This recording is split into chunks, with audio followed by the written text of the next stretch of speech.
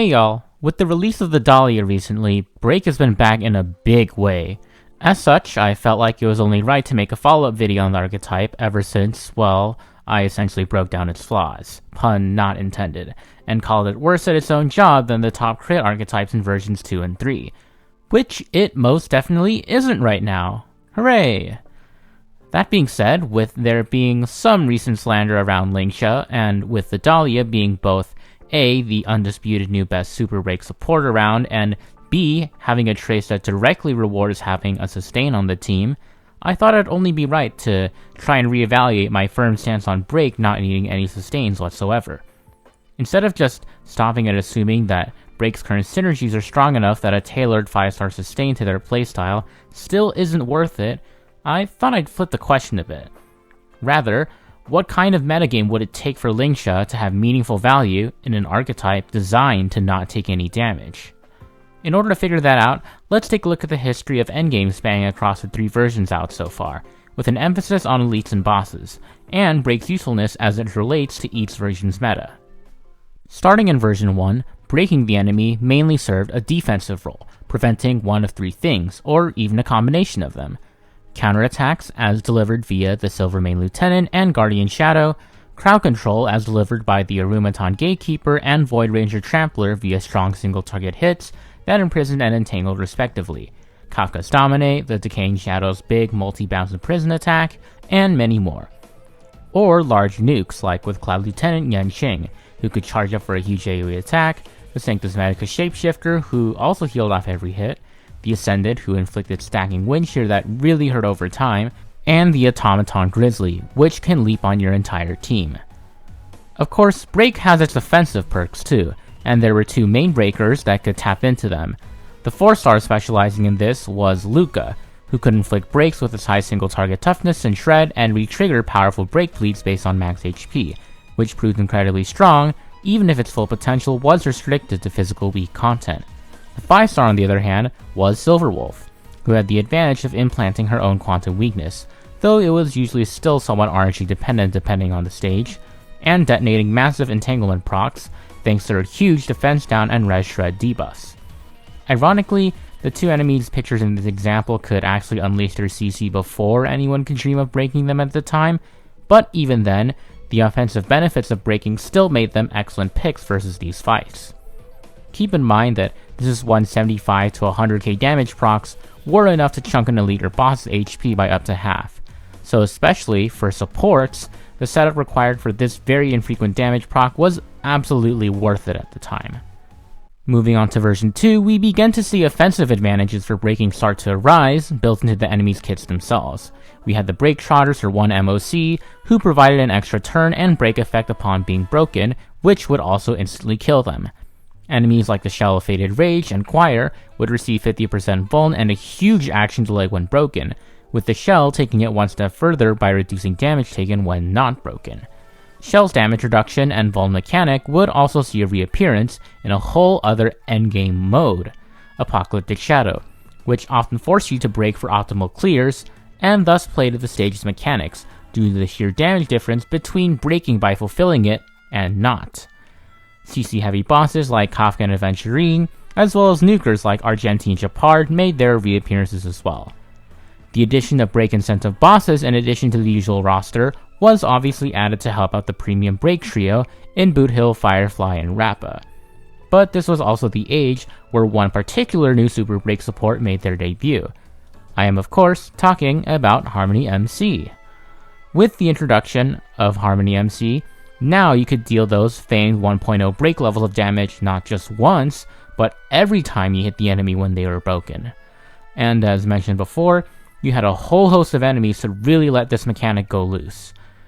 Super Break was here, and at least for most of version 2, it was here to stay.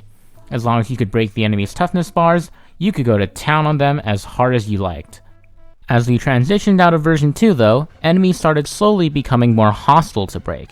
For every Svarog we had, who as a 1.0 boss very much encouraged a defensive style of break, since doing so would stop him from stealing one of your allies, we also got a Hule, whose fast speed and insanely high 240 toughness made both breaking him as well as keeping him broken difficult, and a Banana Academics, a boss that quite literally punished you for breaking it by being unable to access his powerful buffs. Seriously, looking back, I will never understand why this was the boss they wanted to debut Rappa with. Sure, not just being blatantly favorable to her is nice for everyone else, but being straight up a disadvantage to her playstyle, unlike with Choir, is a whole nother thing. And in version 3, well, while the rare exceptions like the break-focused AS Fei Xiao made their appearance, who was more of a DOT check than anything anyways, bosses that straight up blank break like Nikador and Flame Reaver with their 60 plus toughness, off-element summons, and 240 toughness made their debuts. Even if you could somehow break these bosses, doing so was often not advantageous, as that just meant delaying their next wave of summons that reduced their max HP on defeat. Heck, Pollux straight up locked its main body's toughness for a while in Phase 2, adding more stall to what was already an extremely sluggish fight, for the already backloaded archetype no less. It's clear to see that besides the quick reprieve you had in version 2, bosses were getting more and more aggressive and in the process, much less friendly to break. And in response to each version, the playstyle of break adjusted to match. In version 1, break was often a single instance of damage with only a few conditional exceptions. It was less a way of dealing damage and more so a way to prevent it. Break damage was more an incidental reward, an afterthought one might even say. In version 2, break expanded its damage window to any point after breaking, while the enemy was weakness broken. Since the new enemies were designed to block damage up front, but have huge vulnerability windows afterwards, Super Break was all about being able to hit them not just where it hurt, but also when it hurt. But come version 3, and now enemies both block damage up front and have short vulnerability windows. This is where the Dahlia comes in, not just out of laziness, but more so out of necessity, to address a new meta where you can't just expect enemies to be sitting ducks. Especially when the flagship archetype that they're trying to sell loves to capitalize upon taking hits. This leaves the break units of version 2 in a slightly awkward scenario since their game plan is to break enemies quickly and keep them broken. Boothill's ult delays the enemy's action so you can kill them before they get a chance to hit him while he's taunting them. Rappa's damage scales off the number of break bars depleted, suggesting that she wants lots of constantly spawning enemies, but at the same time her super break scalings and imaginary element allow her to adapt the playstyle where she delays the enemy to oblivion and keeps wailing on them while they're still broken. The break supports in Ron Mei, Fugue, and HMC have synergistic action delay built into their new kits as well, with Ron Mei's break effect based delay scaling with Harmony MC's massive break effect boosts, and Harmony MC's huge delay per break pairing well with Fugue doubling the number of breaks. And when looking at certain signature light codes, the idea of delay-based gameplay further cements itself. Firefly's S1 slows down enemies by 20% when they take break damage, which has actually proved to be actively harmful versus very certain bosses with beneficial mechanics, like unlocking their toughness on a certain turn, summoning valuable minions, or even buffing an ally. The slower the boss acts, after all, the later you're able to take advantage of their benefits. Fugue's S1 also doesn't offer as much as it used to now in the way of damage, since nowadays breakers can deal up to half a boss's HP before breaking their weaknesses, closing the gap much further between other amp options like Pearl's the new Nihility Battle Pass cone and Cypher's S1. It's still pretty okay pull value purely because Fugue is probably the worst Nihility in the game when it comes to applying attack-based debuffs. But it's clear that none of these characters were designed with the intention of dealing damage and potentially even killing the enemy before breaking them. And why should they? They're break DPSs after all. It didn't make sense at the time for them to just skip their most centrally defining mechanic. And now, in an age where the Dahlia makes that a reality, we find ourselves back to Lingsha. What is she meant to be? Like, comparisons to Gallagher aside, is she a healer who helps deal with non-broken opponents? Is she a support who debuffs enemies when they're broken? Or is she a break sub DPS whose high AoE toughness values, and pretty decent single target ones, are meant to keep providing more damage to the team?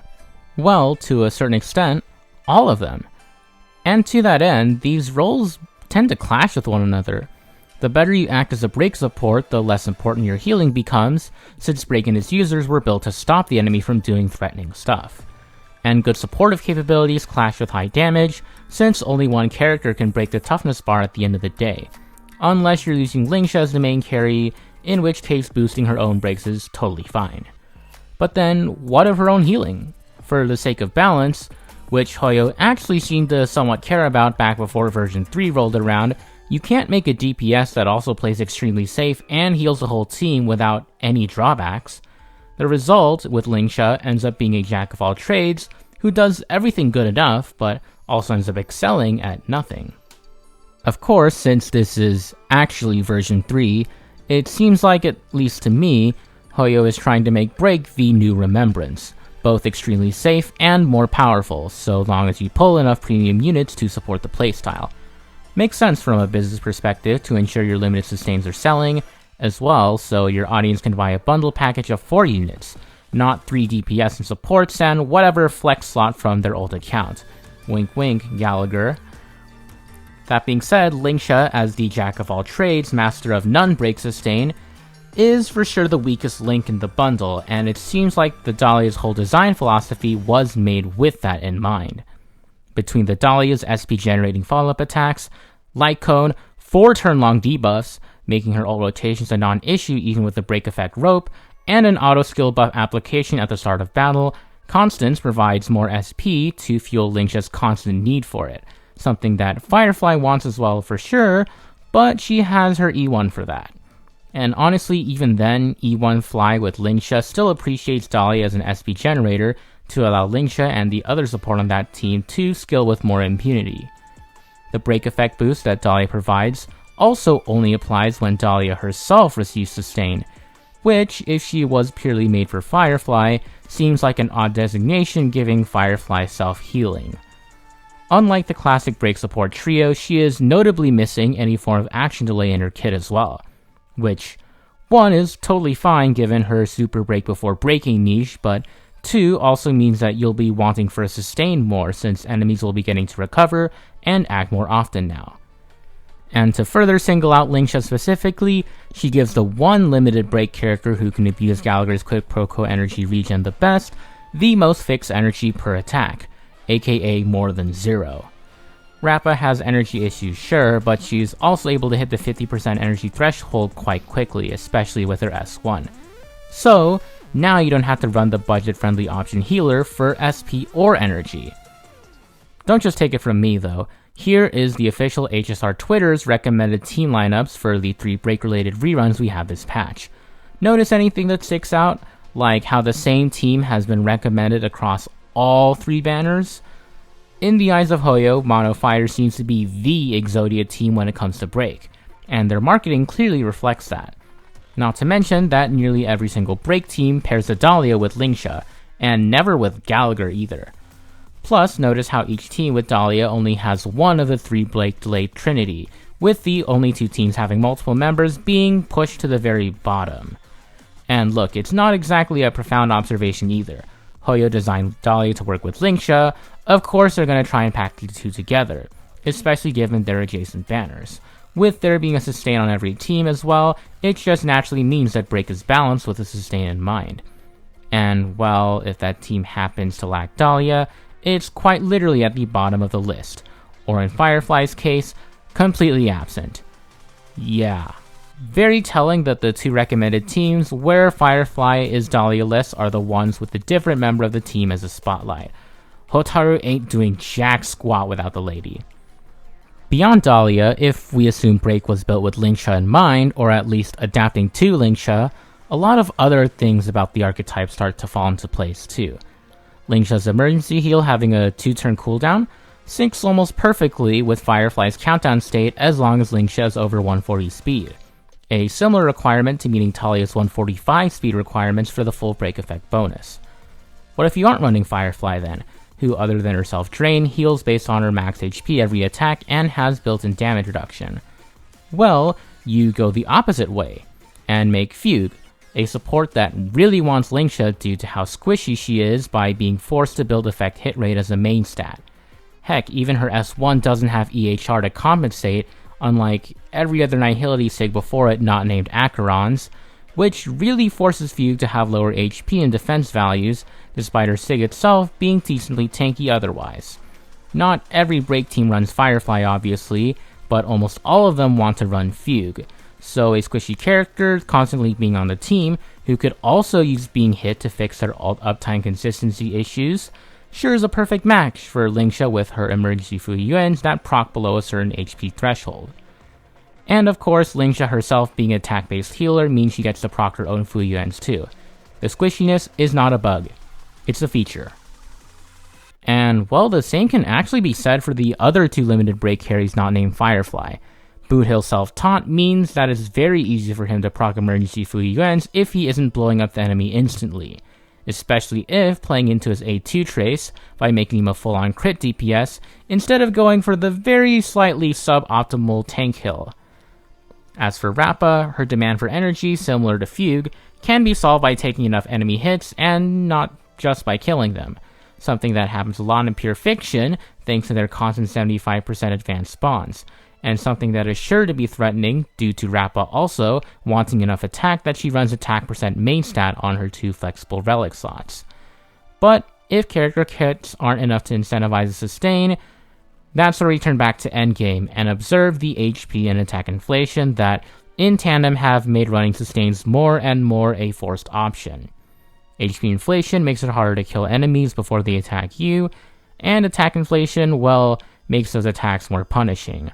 A two-pronged approach in making those healers and shielders look way more attractive. Anomaly Arbitration has further dogpiled on this by introducing even more sustainless hostile debuffs, forcing your team to take more attacks by either slowing them down, speeding the enemy up, or just draining their HP directly. New boss mechanics further push the sustainless envelope, with Sam forcing you to take 2 turns of her onslaught before breaking, Lygus making you pay for ults with half your max HP, and Bronya and the mermaid-like enemies having ways to advance other enemies or themselves, regardless of if they're broken or not. And well, Pollux and Ecor Memo Sprite just do way too much damage, in addition to their respective pro healer and pro shielder mechanics, on top of being tough to break already.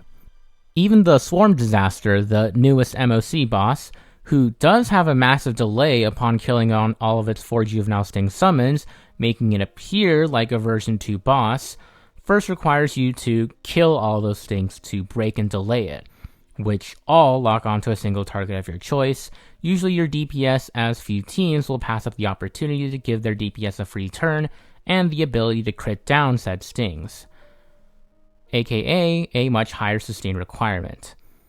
Frankly, this isn't just a meta that pushes sustains for break only either, because if break, the archetype which is supposed to be safest against enemies, is being reworked to let enemies hit them first, and hit them hard, what about all the other archetypes in the game? This is the real reason why I don't think Lingsha, or any healer for that matter, should be forced meta. Not because she's a lackluster healer, which, well, you could certainly do worse, not solely because she's a waste of pulls until you reach a certain investment, at which point Sustainless just straight up becomes better, even with how geared Dahlia is towards sustains to try and close the gap. Although, you know, if you like playing with a healer, no shade, you do you. But because, if we live in a world where a premium sustain for each archetype is the enforced norm, expect to see even worse enemy content in the future to encourage that sort of playstyle.